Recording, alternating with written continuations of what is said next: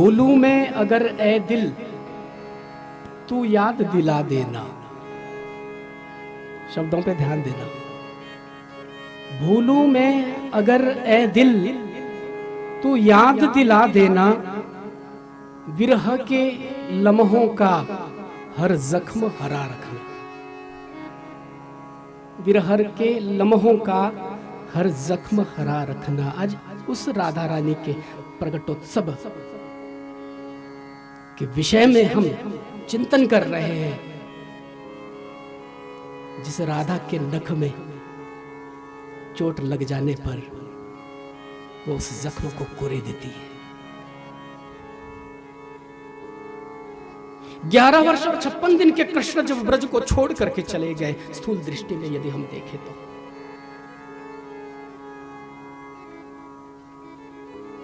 वृंदावन से मथुरा और मथुरा से द्वारिका, 100 वर्ष तक जो कृष्ण से नहीं मिली वो राधा है, जो प्राण प्रियतमा है। और 100 वर्ष के बाद भी जब मिलती है कुरुक्षेत्र में, तो ठाकुर जी ने ध्यान से देखा था श्री जी के चरण नख में एक जख्म है, रक्त रंजित है श्री जी का नख। ठाकुर जी श्री राधे जय जय राधे श्री राधे, जो मथुरा की अट्टारी से पुकारने वाले हैं, जो द्वारिका की खिड़की पर बैठ करके श्री राधे पुकारते हैं। 16,108 जो पटरानियां हैं, रानियां हैं, वो जानती है कृष्ण के स्वभाव को। जब श्री कृष्ण नींद में कभी विह्वल होकर के हा राधे पुकारने लगते, श्री जी के दर्द को, श्री जी के जख्म को कैसे सहन कर सकते थे, कैसे देख सकते थे। पूछ लिया था किशोरी जी से कि किशोरी जी ये चोट कैसे लगी, ये जख्म कैसा है। तो कहा था कि प्यारे, जब आप वृंदावन को छोड़ करके जा रहे थे, बहुत संभाला आपने आपको, बहुत आपकी बात को रखा। ब्रजवासियों के साथ मैंने भी अपने मन को मार दिया, लेकिन विह्वल हो पड़ी थी उस विरह में, और विरह में गिर पड़ी थी प्यारे, नख में चोट लगी। 100 वर्ष तक तेरा जख्म हरा है जैसे अभी चोट लगी है। 100 वर्ष तक राधे कोई मरहम नहीं, कोई पट्टी नहीं, कोई दवाई नहीं लगाई, इसमें लगाना नहीं चाहती, उपचार करना ही नहीं चाहती, तो उपचार होगा कैसे? करना ही नहीं चाहती। क्यों नहीं करना चाहती? तेरी याद का, तेरी विरह का ये जख्म है। जब इस जख्म को देखूंगी तो तेरी याद आती है। ये राधा महाभाव है, ये राधा महाभाव है।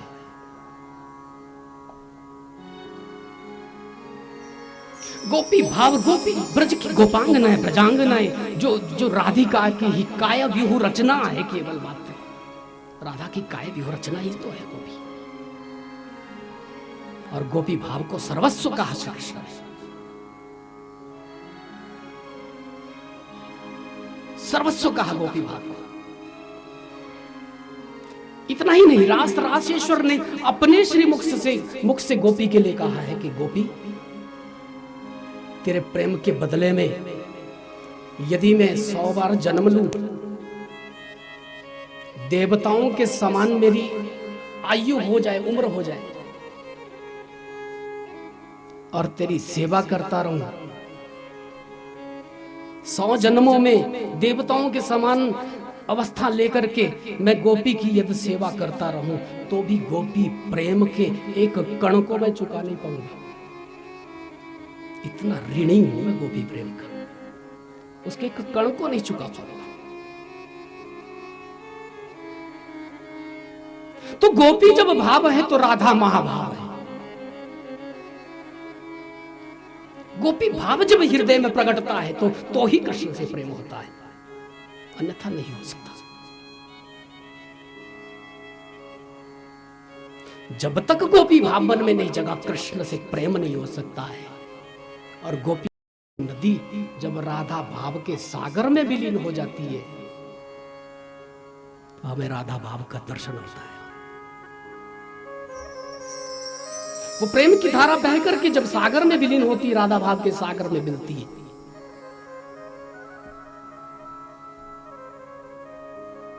तो राधा तत्व जो अनंत है,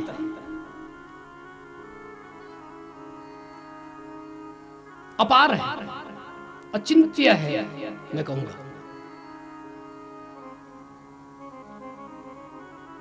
उस सिंधु की एक बिंदु मात्र को स्पर्श करने का हमें सुअवसर मिलेगा, तब जाकर उस सिंधु की बिंदु को स्पर्श करने का अवसर मिलेगा। कौन वर्णन कर सकता है?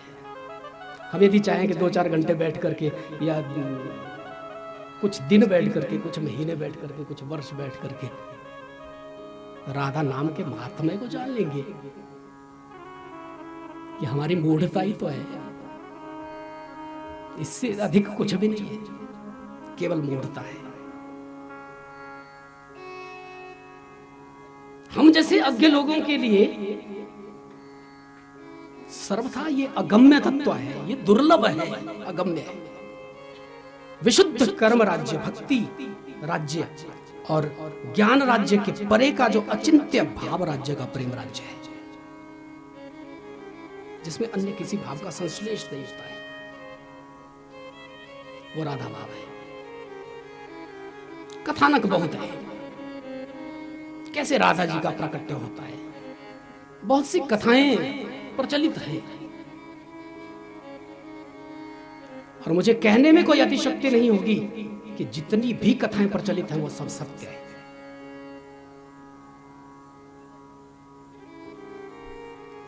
श्री राधा माधव के विषय में जो हम चिंतन कर सकें, केवल उतना ही नहीं, जो हम कल्पना कर सके, वो सब सत्य है। और इतना ही नहीं, जितनी हमारी बुद्धि का क्षेत्र है, कैपेसिटी है, जितना हम सोच सकते, जितना हम सपना देख सकते, जितना हम कल्पना कर सकते हैं, वो उस सिंधु की केवल एक बिंदु की बराबरी नहीं कर पाएगी। वो उससे परे है, इसलिए इसको पराशक्ति कहा गया। पराशक्ति। मधुसूदन सरस्वती पाद जिन्होंने कहा था कि कृष्णात् परम किमपि तत्त्वम हम न जाने, कृष्ण से परे मैं किसी तत्व को नहीं जानता हूं। कृष्ण से परे भी कोई तत्व है तो उसको मैं नहीं जानता। मधुसूदन सरस्वती पाद कहते हैं कृष्णात् परम किमपि तत्त्वम हम न जाने। आज जितने भी लोग थोड़ा पढ़ लिख जाते हैं, इस मंत्र का उच्चारण तो करते हैं, वंशी विभूषित करा नवनी हृदा भात, मधुसूदन सरस्वती पाद की रचना है। लेकिन कृष्ण से परे भी तत्व है, और वह कृष्ण ही है। कृष्ण से परे भी कृष्ण ही है, और उसको हम राधा कहते हैं। बात इतनी सी है। राधा कभी कृष्ण है। राधा रूप रस रहस्य योग रास में साथ, अष्टमी का चंद्र दोनों ओर है आधा। राधा कभी कृष्ण है। राधा ही तो कृष्ण है और कृष्ण ही तो राधे है। दोनों में कोई भेद थोड़ी हो सकता है। एक कथानक के अंतर्गत निग राजा के पुत्र सुचंद्र और पितरों की मानसी कन्या कलावती ने इस पराशक्ति को प्राप्त करने के लिए तपस्या करी।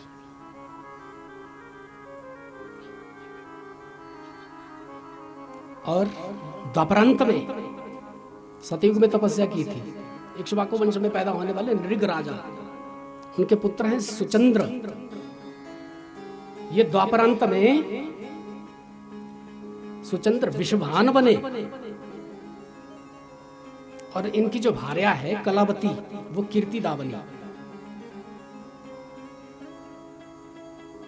कहते हैं बरसाने से 50 किलोमीटर दूर एक गांव पड़ता है जिसका नाम है रावल गांव, रावल ग्राम। वहां से होकर के यमुना उस समय बहती थी। 5140 वर्ष पहले की बात है। यमुना बहती थी वहां से और कीर्तिदा नित्य प्रति यमुना में स्नान करती है और पराशक्ति को प्राप्त करने के लिए तप करती है, व्रत करती है। कहते हैं समय आया, क्योंकि ब्रह्मा जी ने कह दिया था ना, जब कंस के अत्याचारों से दुखी होकर के पृथ्वी चली गई थी ब्रह्मा के पास, तो वसुदेव गृहे साक्षात भगवान पुरुषा पर कहा था कि साक्षात भगवान आने वाले और उनकी जो प्रिया जी आने वाली है। विशेष रूप से ब्रह्मा जी ने यह कहा था कि उनकी जो प्रिया जी आने वाली हैं उनके लिए विशेष व्यवस्था बनाना। भाई भगवान ने कहा था आकाशवाणी में कि उनकी ठीक ढंग से यहां व्यवस्था होनी चाहिए कि वो धरती पर आ रही है। तो देवताओं ने अवतार धारण किया और समय आया भाद्रपद की शुक्ल पक्ष की अष्टमी तिथि।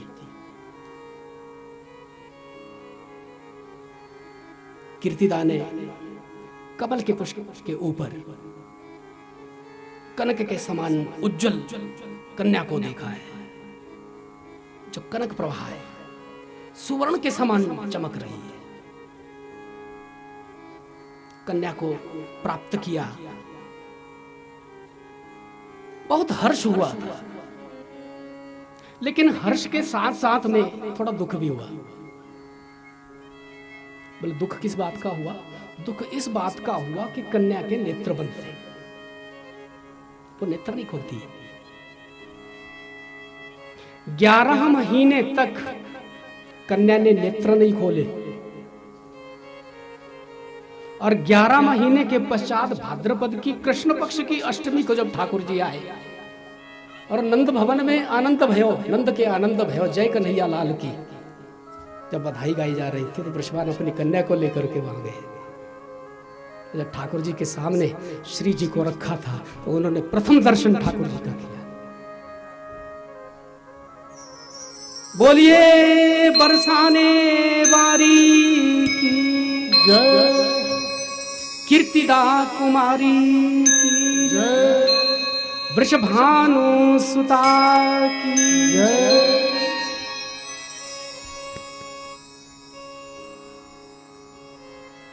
एक पुराण के अंतर्गत श्री राधा का प्राकट्य बरसाने में होता है और रावल में जो प्रगति थी, बोले उसके बाद बरसाने में क्यों गए? प्रश्न किसी ने किया, बरसाने में क्यों चले गए? तो कुछ कहते हैं स्थूल दृष्टि से कि कंस के अत्याचारों से दुखी होकर के वृषभानु जी और नंद जी गोकुल छोड़ करके चले गए थे और वृषभानु ये रावल गांव छोड़ करके चले गए थे अपने अपने बालकों की सुरक्षा करने के लिए। नंद जी ने नंद भवन, एक पहाड़ी पर नंद भवन बनाया और वृषभानु जी ने बरसाना में महल बनाया, इसलिए वो बरसाने वाली हो गई। बोलिए बरसाने वाली की जय। एक पुराण में कथा आती है कि बरसाने वाली का प्राकट्य बरसाने में ही होता है, बरसाने में ही प्राकट्य होता है। ये भाद्रपद की शुक्ल पक्ष की अष्टमी तिथि को कीर्तिदा ने और वृषभानु जी ने अपने कक्ष में दिव्य उजाला देखा था, बिजली जैसी कड़की थी, कौंध पड़ी थी बिजली, और कीर्तिदा ने अपने उदर को शून्य पाया है और सामने प्रगति थी लाडली जो प्रगति है, अयोनि जहां है प्रकट हुई है, तो बरसाने में आनंद हुआ है। और एक बधाई हम गा रहे, फिर आगे बढ़ रहे हैं। आप सभी सोना नहीं आज, जय श्री कृष्ण बोल। आज तो जन्मोत्सव है किशोरी जी का, और कृष्ण जन्मोत्सव हम मनावे ना मनाए, वैसे मनाते हैं सभी, लेकिन राधा का जन्मोत्सव मना लिया तो कृष्ण जन्माष्टमी भी मन गई, मान लो वो पूर्ण हो गई, इसलिए मान ले। श्री राधा रानी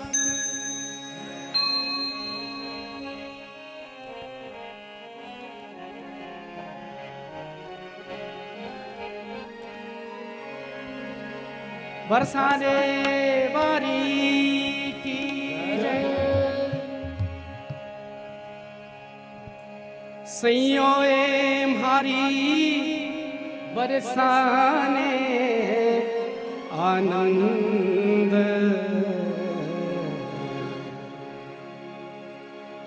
सैयों म्हारी बरसाने आनंद, कीरत रानी कन्या जाई, जाई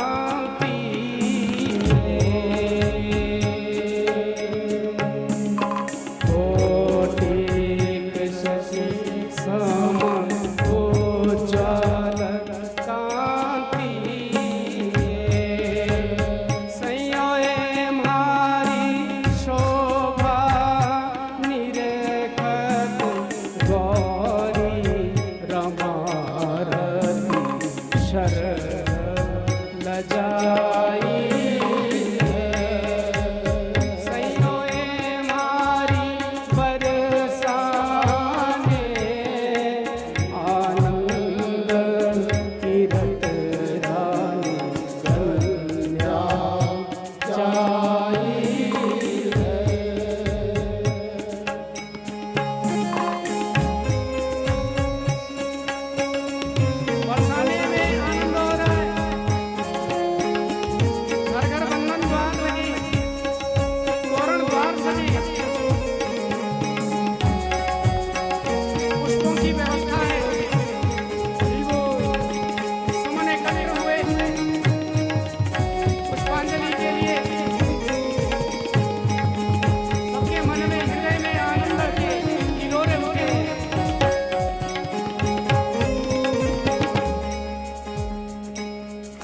घर घर द्वारण सजाई,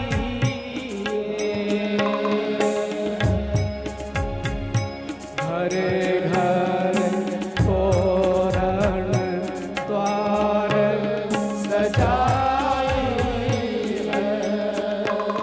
सैयोए मारी बंधन बार बंधाए, सैयोए मारी बंधन बार बंधाए, बजत नौबत शहनाई, सैयोए मारी बरसाने, आनंद कीरत रानी कल्या जाई, सैयोए मारी बरसाने, आनंद कीरत रानी कल्या जाई।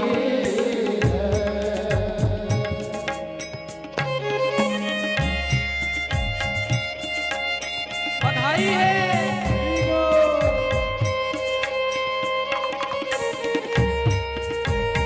आनंद हुआ है ब्रज में, ब्रजवासी आनंद निमग्न है।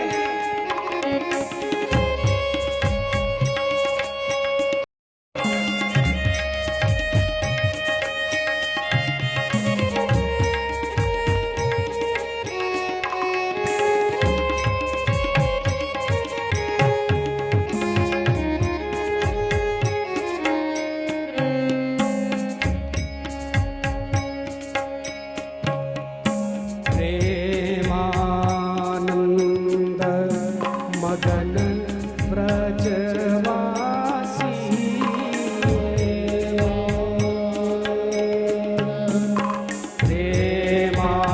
प्रेमानंद मगन ब्रजवासी,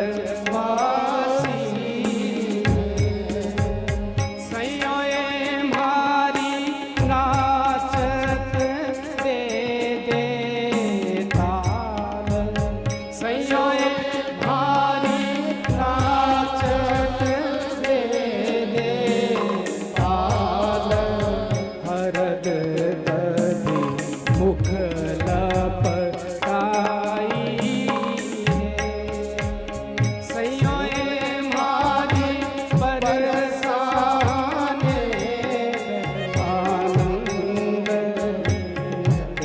रानी कल्या जाई है, सैयोए मारी बरसाने, आनंद कीरत रानी कल्या जाई है, सैयोए मारी बरसाने,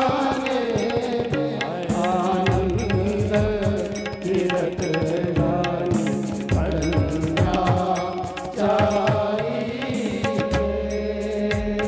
कीरत रानी कल्या जाई, कीरत रानी कल्या जाई।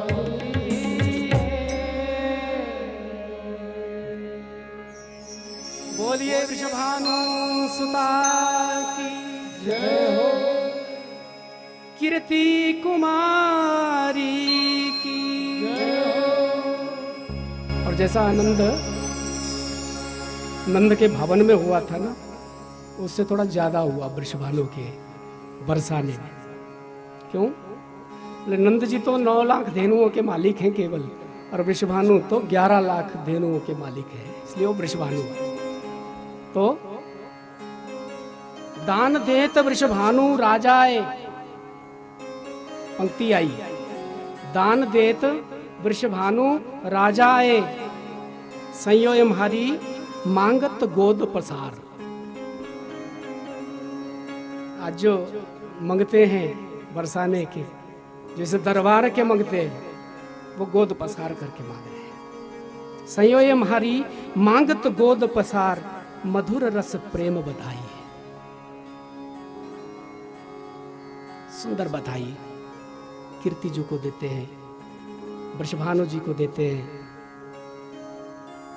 नाचत दे दे ताल, हरद दधी मुख लपटायो।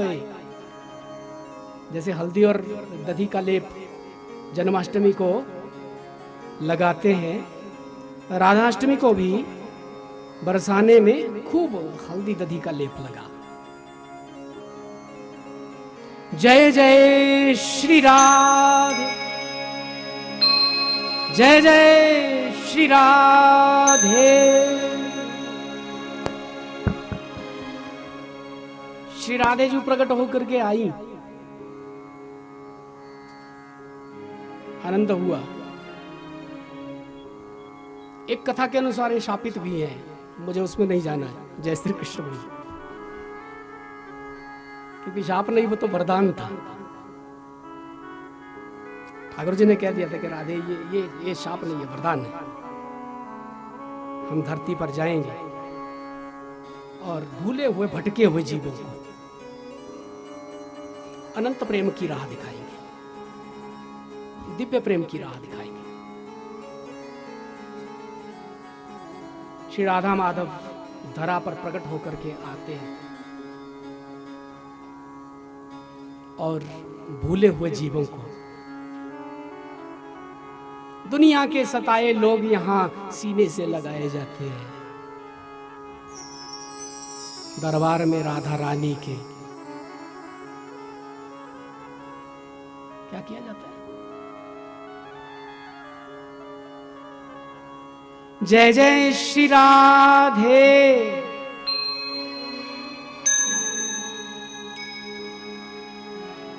दरबार में राधा रानी के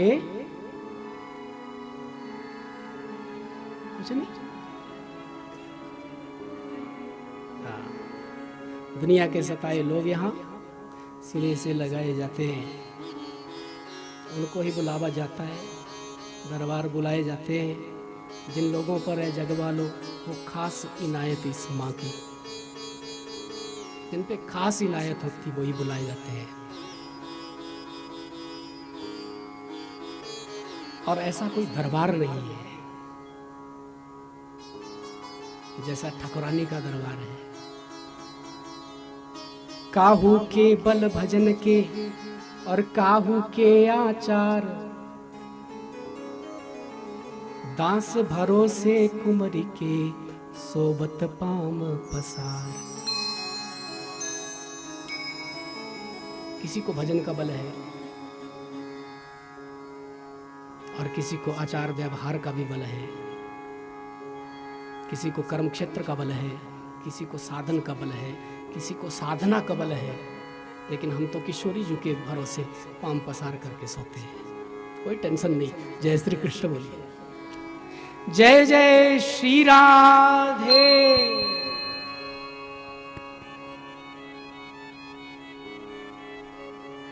क्योंकि राधा माधव हमारे हैं, हम उनके हैं और वो हमारे हैं। वो भी हमारे नहीं है, नहीं चलेगा। मैंने कई बार निवेदन किया है, वो भी हमारे हैं नहीं चलेगा, वो ही हमारे हैं चलेगा, तभी काम बनेगा। मैक्सिमम लोग यही चला रहे हैं कि वो भी हमारे हैं। चलो ठीक है, वो भी हमारे, ये भी हमारे, वो भी हमारे, सब हमारे। यहाँ किसी की निंदा नहीं है, सबको रिस्पेक्ट देना चाहिए, सबकी जय जयकार करनी चाहिए, सबको मस्तक भी निभाना चाहिए।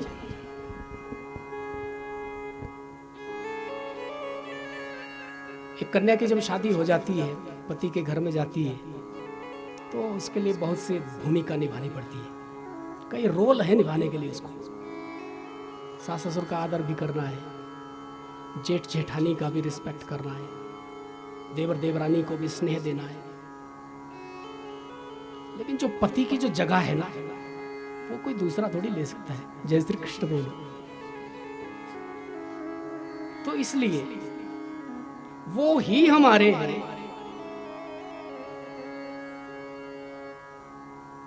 ठीक है ना, पकड़ रहे हैं आप मेरी बात को? ये यहां पहुंचना पड़ेगा, नहीं पहुंचेंगे तो फिर ऐसे ही भटके रहेंगे।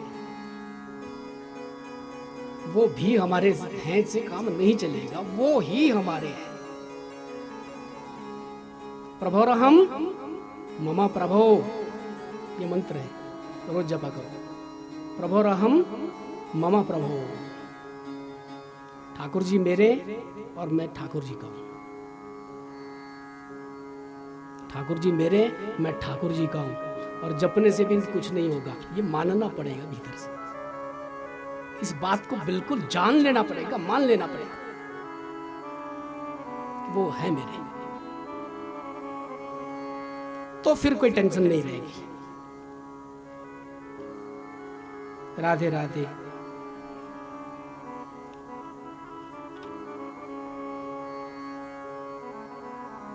श्री राधा, श्री राधा ऐसी गोपी है जो अपनी प्रशंसा भी नहीं सुन सकती ठाकुर जी के मुख से महाराज, जिसकी प्रत्येक क्रिया, प्रत्येक कार्य ठाकुर जी के लिए ही है, उन्हीं को रिझाने के लिए है, उन्हीं को प्रसन्न करने के लिए है। जीवन में जो कुछ भी बन पाता है वो उन्हीं के लिए बनता है, इसलिए वो राधा है, इसलिए वो आराधिका है। और करुणामयी सरकार है। इसकी करुणा के विषय में कौन वर्णन कर सकता है? नित्य निकुंज लीला में एक दिन किशोरी जी जो थोड़ा लेट हो गई, ठाकुर जी ने कहा बोले रास के लिए देरी हो रही है, आप इतनी लेट क्यों आ रही हैं? अब सब गोपियां प्रतीक्षा कर रही थी, लेकिन किशोरी जी के बिना रास थोड़ी हो सकता है। तो ठाकुर जी थोड़ा रूठ गए, मान किया था ठाकुर जी ने। जैसे ठाकुर जी ने मान किया वो रूठ गए। किशोरी जी ने अपने दोनों हाथों से उनके कपोल पर ऐसे किया।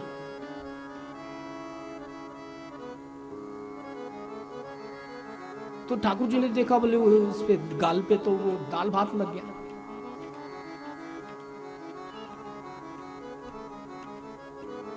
दाल भात लग गया। अब उन्होंने कहा ऐसा क्यों करती हो? देखो इतना सुंदर श्रृंगार किया, हमने रास के लिए तैयारी करके आए, और श्रृंगार में बहुत समय लगता है, तो सब श्रृंगार बिगाड़ दिया और झूठा भी कर दिया। अब तो स्नान ही करना पड़ेगा। किशोरी जी ने कहा बोले पहले कारण तो जान लीजिए फिर स्नान करिए। ठाकुर जी ने कहा कारण बताइए। किशोरी जी ने कहा बोले आपका जो वृंदावन धाम है ना, देखो 3 शक्तियां हैं ना प्रभु की, संवित, संधिनी और आह्लादिनी। तो ये जो 3 शक्तियां हैं, ये वृंदावन धाम एक शक्ति है ठाकुर जी की। वृंदावन धाम भी एक शक्ति है, और दूसरी शक्ति योग माया है, और तीसरी जो आह्लादिनी शक्ति है वो राधिका है। ये 3 शक्तियां हैं। तो वृंदावन धाम भी शक्ति है। बोले आपके वृंदावन का दर्शन करने के लिए, आपका दर्शन करने के लिए बिहारी जी, आपको देखने के लिए, आपसे नैना लड़ाने के लिए दुनिया आती है। संत आते, प्रेमी आते, भक्त आते हैं। आज आए थे कुछ संत, दिन भर उपवास किया, व्रत किया, संध्या का समय होने लगा, भिक्षा में कुछ मिला नहीं। आपका नाम लेकर के, जल पी करके भोग लगाने वाले थे, और मैंने सोचा कि इनको भोजन करवाया जाए। तो वहां दाल भात बना करके उनको भोजन करा के आ रही हूं। अब जल्दी जल्दी में हाथ धोना भूल गई, इसमें मेरा क्या कसूर है? ठाकुर जी के नेत्र सजल हो गए। परिपूर्णतम परब्रह्म क्या नहीं जानते हैं, वो सब जानते हैं। लेकिन उन्होंने कहा किशोरी जी, आपका जो करुणा में रूप है, आपका जो ममता में रूप है, इसको नमन किया जाता है। इसलिए आपके चरण दबाने की मेरी इच्छा होती है, आपकी चरण सेवा करने की मेरी इच्छा होती है। वो राधा रमण जो आत्मा राम है, पूर्ण काम है, वो राधा रमण बनते हैं। और श्री राधा के साथ में निकुंज में सुंदर लीलाएं करते हैं।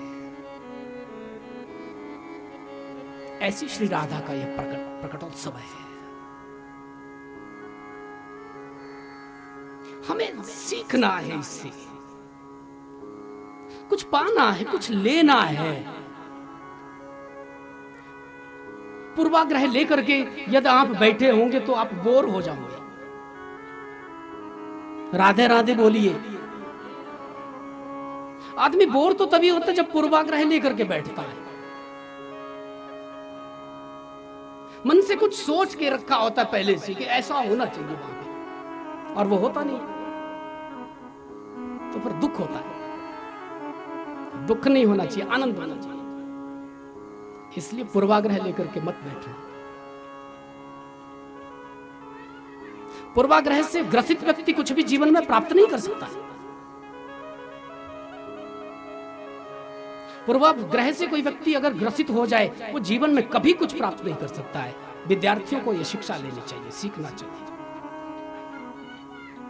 जीवन में यदि कुछ प्राप्त करना है, कोई विद्या सीखनी है, कुछ भी पाना है, तो पूर्वाग्रह से ग्रसित होकर के मत बैठना। गुरु जो देता है उसको ले लेना।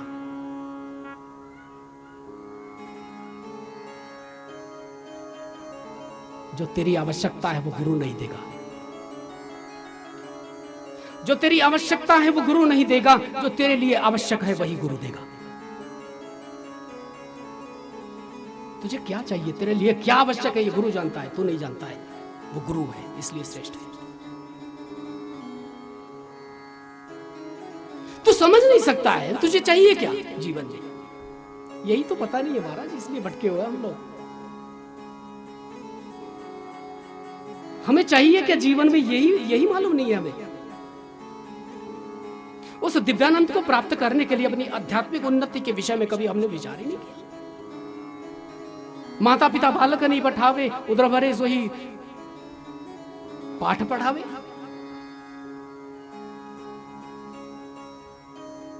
बेटा डॉक्टर बन जाए, इंजीनियर बन जाए, फॉरेन में सेटल हो जाए, यहां तक ही तो हमारी सोच है। भले ही सारे जीवन की कमाई लग जाए, इसके आगे हमारी सोच ही नहीं है। उस दिव्यानंद का लेश मात्र लेने के लिए हम प्रयास कर नहीं सकते हैं। वो हमारे लिए आवश्यक है, वो हमारी आवश्यकता नहीं है। और जो तेरे लिए आवश्यक है वो ठाकुर जी जानते हैं, इसलिए वो अपने हिसाब से देते हैं। एक माता को पता है कि बेटे को डायबिटीज है, वो टॉफी खाने से रोकेगी, चॉकलेट खाने से रोकेगी, भले ही बच्चे को बुरा लगे। कभी गुलचा भी लगा देगी, डांटेगी, क्योंकि मां जानती है कि मेरे बेटे के लिए क्या आवश्यक है, क्या जरूरी है, उपचार क्या चाहिए। ये रोगी नहीं जानता है, ये वैद्य जानता है, ये डॉक्टर जानता है। रोगी कहे कि नहीं नहीं नहीं, ये वाला इंजेक्शन नहीं, ये अच्छा नहीं है, दूसरे वाला लगाओ, ये तो बड़ी कड़वी दवाई है, अब थोड़ा मीठे वाली दे दो। तो डॉक्टर अगर उस रोगी की बात को ही मानता रहेगा तो काम नहीं बनेगा, वो बीमारी कभी जाएगी नहीं।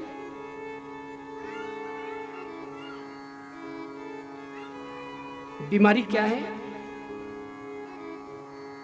ये पूर्वाग्रह है, ये सबसे बड़ी बीमारी है।